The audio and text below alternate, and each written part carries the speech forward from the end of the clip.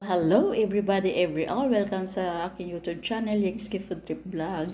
Today's video mga palangga, i-share ko lang sa inyo ang kabisihan ng inyong dungkay. Dito ako magsasampay ng aking damit. At yung weather today is not friendly because I think it's going to rain very soon. So that's why I must uh,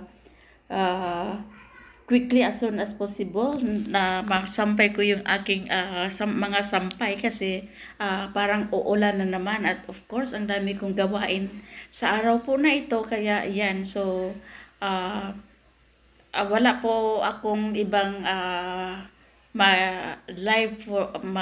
video live ngayon so ito po ang nilalive ko yung aking paglalaba dito kasi araw ng aking paglalaba sa ngayon so pagpasensyahan nyo na po dahil gagawa lang po ako ng some content dito sa aking video so keep on watching kasi ang dami ko pong gagawin.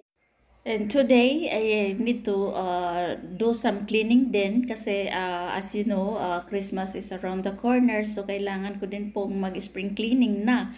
Dahil ito lang po ang may time ako dahil ang busy-busy ng inyong dungkay. Ayan po. So, sa kasalukuyan, ito pa lamang po ang aking nalinisan. Sa taas pa lang po ako naglilinis at hindi pa po ako nakapaglinis sa baba. So, keep on watching po kasi marami po akong ibibideo po dito sa aking loob ng aking munting tahanan ng aking bahay kubo. So, ayan lang po ang ating video sa ngayon. At mamaya naman po ay lalabas po ako para makapag-video din po ako sa labas kasi ang gaganda po ng mga views doon sa labas, lalong-lalo na yung pong mga decoration ng Christmas tree sa labas po, which is ang ganda-ganda po talaga. So, stay tuned po sa aking next video para makita niyo po kung gaano kaganda ang mga decoration dito sa ating bansang Pilipinas